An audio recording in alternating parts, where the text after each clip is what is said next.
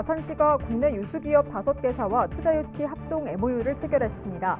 민선 8기 들어 아산시와 투자협약을 체결한 기업만 24곳으로 기업 투자 유치에 힘을 쏟고 있습니다. 정원도시 세종을 만들기 위해 시민들을 주축으로 한 민간추진연합회가 발족했습니다. 여기에는 시민단체 28곳이 동참했습니다. 천안시가 지역화폐 천안사랑카드 가맹점 대상에 연매출 30억 이상 업체는 등록을 제한하는 행정 절차에 들어갔습니다. 소상공인 중심으로 재편하는 게 골자입니다. 시청자 여러분 안녕하십니까? BTV 뉴스입니다. 아산시가 국내 유수기업 5개사와 투자유치 합동 MOU를 체결했습니다.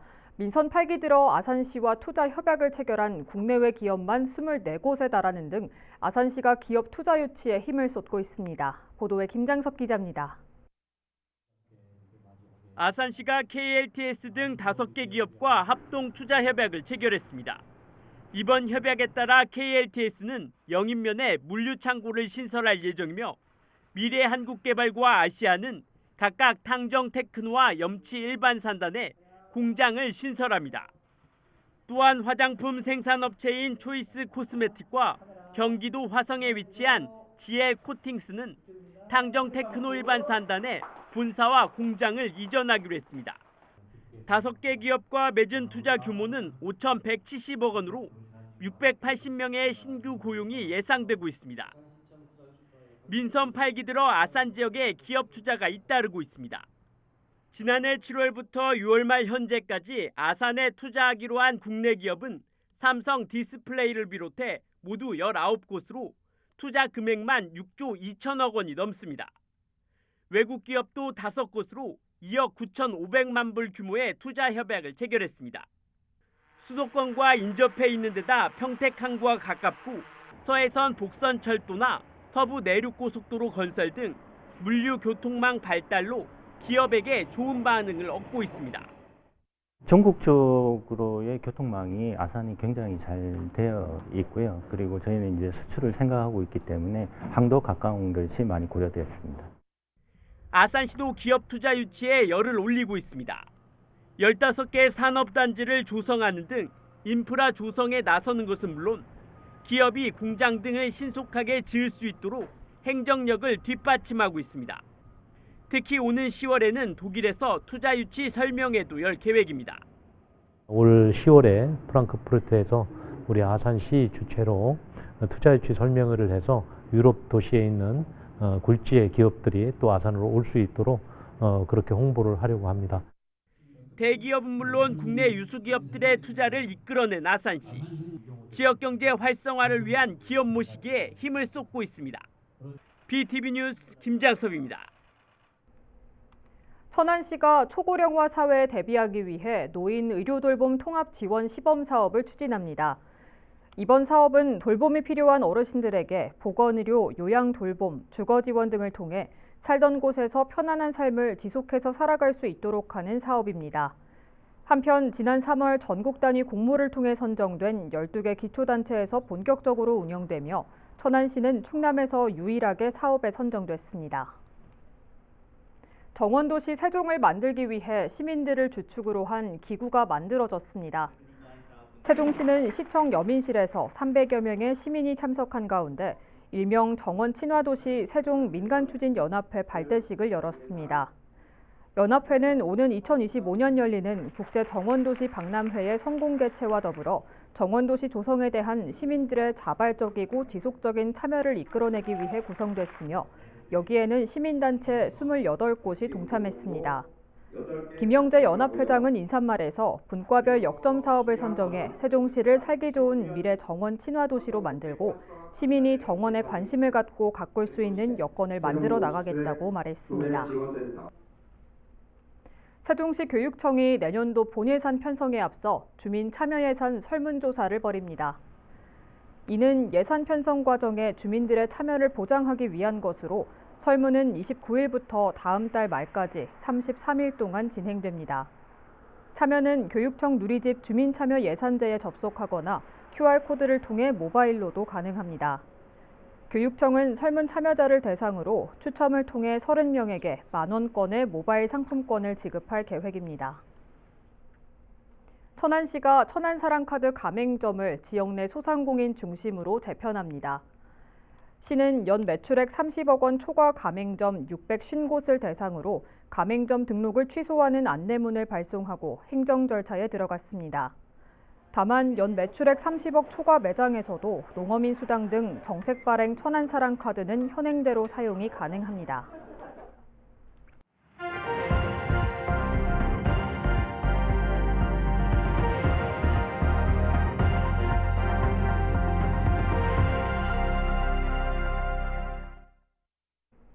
지역 소멸의 위기를 분석하고 그 대안을 찾아보는 케이블 TV 공동기획, 오늘은 지역 의료 인프라 문제를 짚어봅니다. 먼저 정부가 기존 의대 증원을 논의하면서 그동안 의대 유치에 나섰던 지역들의 반발도 시작됐습니다. 특히 경남에선 국립창원대학교가 궐기대회를 열고 이과대학 설립 추진 의지를 밝혔는데요. 인구 100만 명이 넘는 도시 가운데 유일하게 의대가 없는 창원의 의과대학 신설, 지자체와 정치권의 협력이 관건으로 남았습니다. LG 헬로비전 권정숙 기자의 보도입니다. 둘, 셋!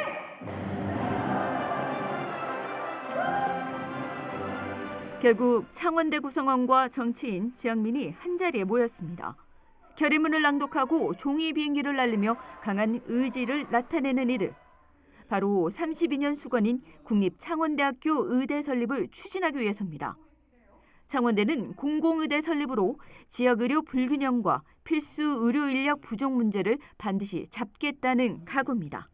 현재 의료 문제를 해결할 수 있기 위해서는 현재 의대에 있는 것을 증원해서는 해결할 수 없습니다. 따라서 공공성을 강화해야 되고 공공의대와 같이 결국은 공공성을 강화한 새로운 의대가 필요합니다. 창원대학교가 오늘 이러한 부분들을 지역민들과 중앙정부에 적극적으로 어필하기 위해서. 관건은 지자체와 정치권의 협력입니다. 정부와 의협이 신설보다 기존 의대 증원을 논의하면서 대놓고 반대 입장을 나타낼 수는 없는 것이 이유입니다. 때문에 궐기대회에선 지역의 역할이 강조됐습니다. 경남도지사와 창원시장 그리고 국회의원 및 지도자들은 책임감을 가지고 하나된 지도력을 발휘하여 이번에는 반드시 국립창원대학교 의과대학 설립을 이루어내라. 100만 도시 중 의대는 물론 약대, 치대, 한의대 등 어느 한 곳도 없는 유일한 지역 창원. 의대 증원으로 이어진다면 328만 경남도의 증원 인원은 76명인데 반해 인구 176만 전북은 의대가 2곳이란 이유로 235명이 늘어 출발부터 차이가 발생합니다. 지역의 반발이 시작된 가운데 창원대는 5개 권역별 국립대학과 협력해 의대 신설을 위한 활동을 이어간다는 계획입니다. 헬로티비 뉴스 권정숙입니다. 앞선 내용과는 달리 의대 정원 확대 논의가 물꼬를 트면서 의료 취약 지역인 충북 지역의 기대감은 커지고 있습니다. 이는 의사 부족에 따른 의료 사각지대 해소와 맞물려 있기 때문인데요. 해결 과제가 만만치 않습니다. HCN 유소라 기자입니다. 생리학 전공 수업이 한창인 충북대 의과대학 강의실. 한 단어라도 놓칠세라 저마다 태블릿 PC에 필기하는 학생들의 손길이 바쁩니다.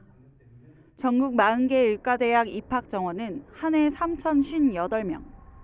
이 가운데 충북은 올해 입학한 이들 본과 1학년 49명을 포함해 건국대 의전원 40명이 전부입니다. 지금은 충북의 의과대학의 정원이 서울 경기 지역에서 오다 보니까 졸업 후에 대부분 떠나가는 상황이 반복되고 있습니다. 지금으로서 정부에서 의과대학 정원을 늘린다기보다는 사실 2000년도 의학분업 사태 이후에 의과대학 정원을 350명가량 줄였거든요. 그래서 그 부분이 원상복귀되는 부분이고요. 인구가 비슷한 강원 267명이나 전북 235명과 비교했을 때도 충북의 의대 정원은 30%에 불과합니다.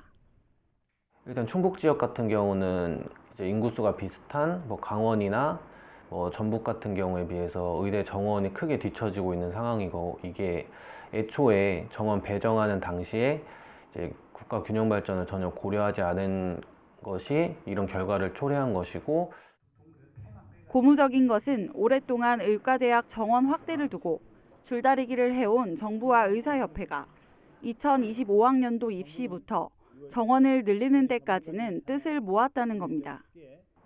하지만 넘어야 할 산이 많습니다. 의대 정원을 얼마나 어떻게 늘리느냐가 쟁점으로 남았기 때문입니다.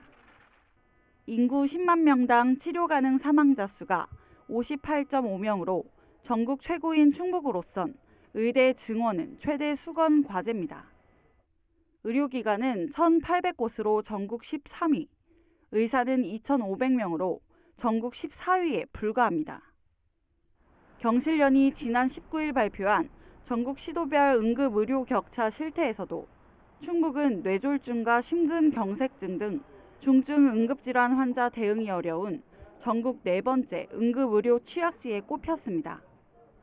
충북도 의과대학 입학정원이 소규모여서 의사 수급이 원활치 않은 상황입니다. 그래서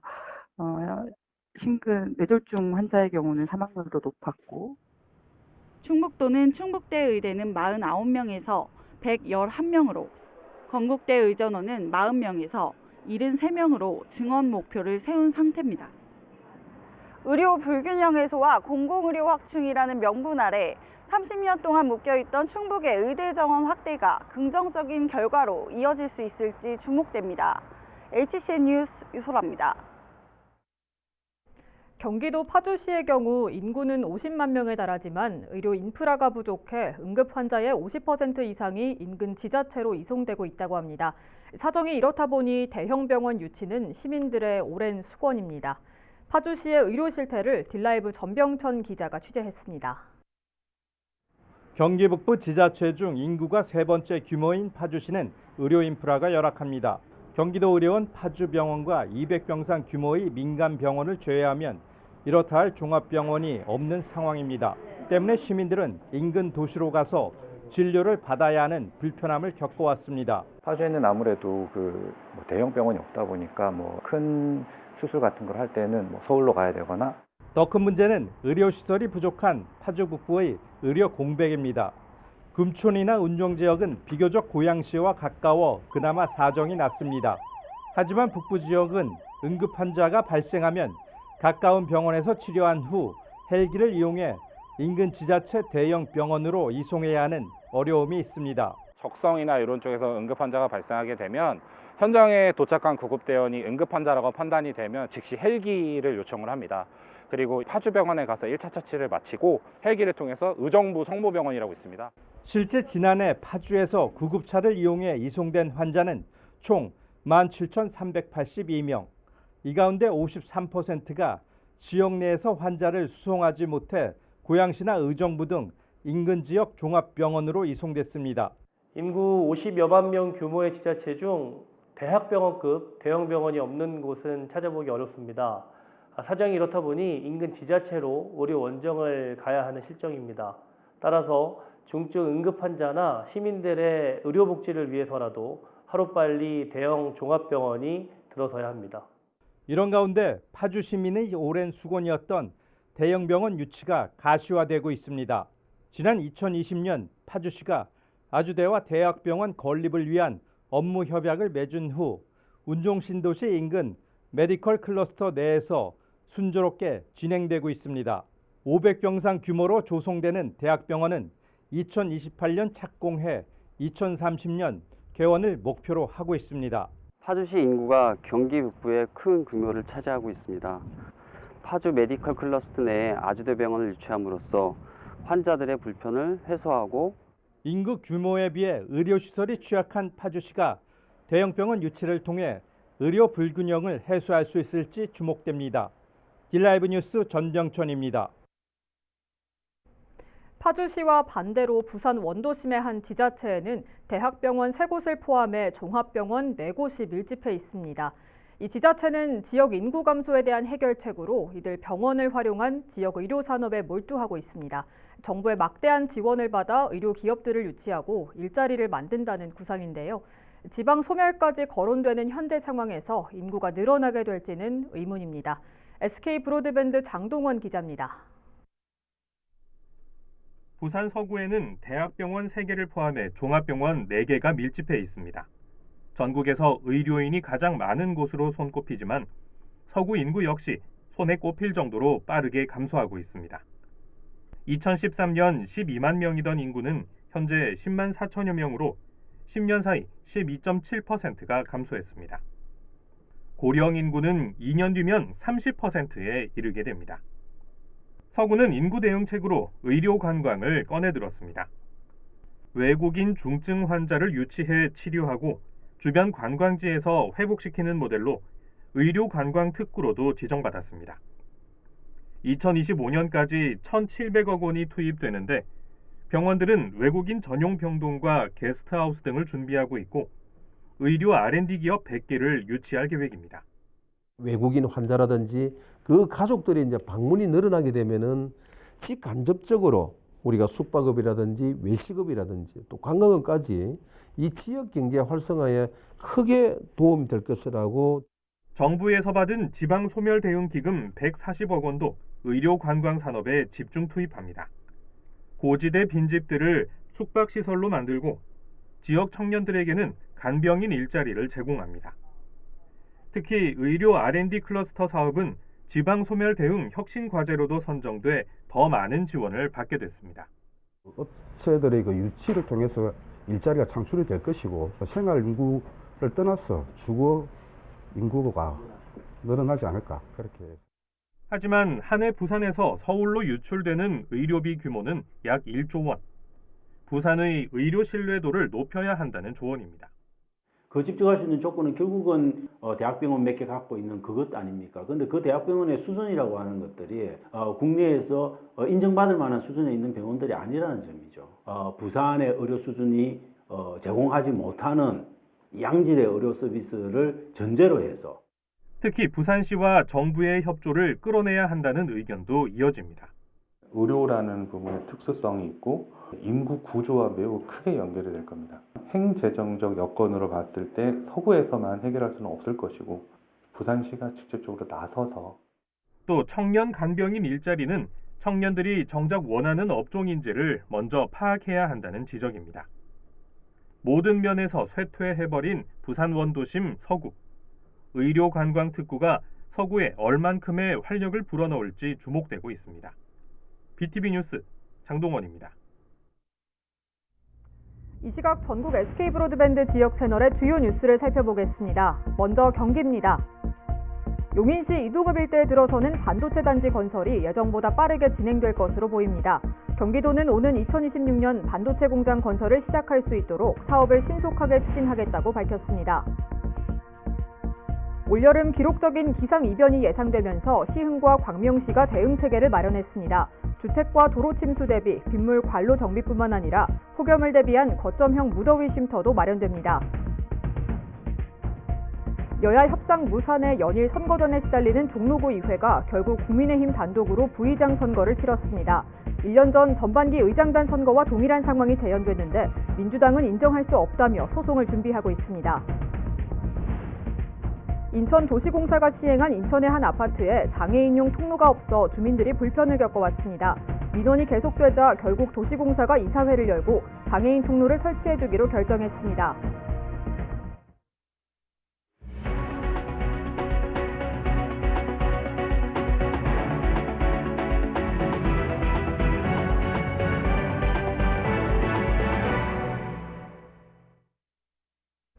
세종의 인구 대비 학원 수가 전국에서 두 번째로 높다는 사실 알고 계십니까?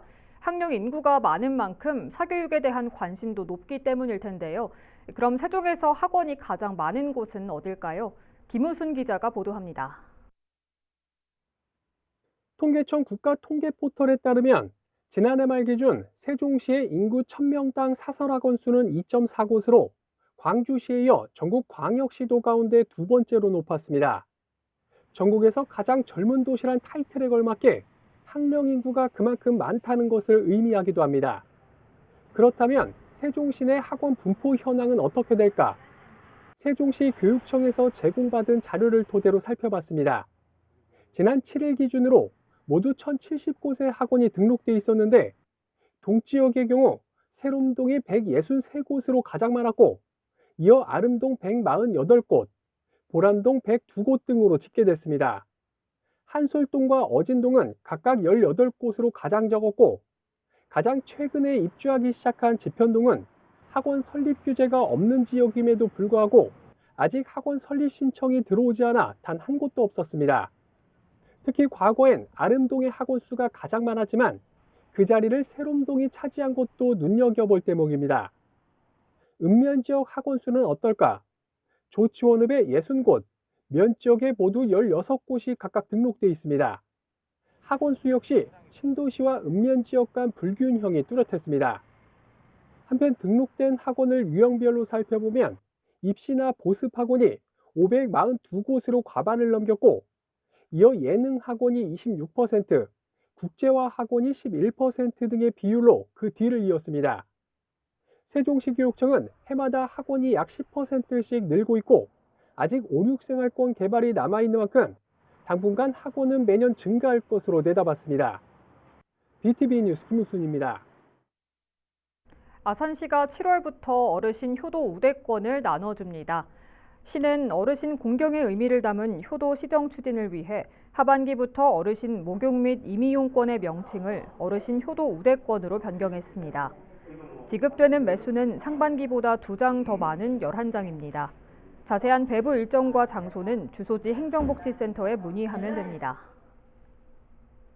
아산시가 다음 달 1일부터 8월 27일까지 신정 호수공원 물놀이장을 운영합니다.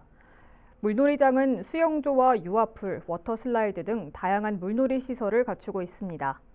운영 시간은 오전 10시부터 오후 5시까지며 매표는 오후 4시까지 가능합니다.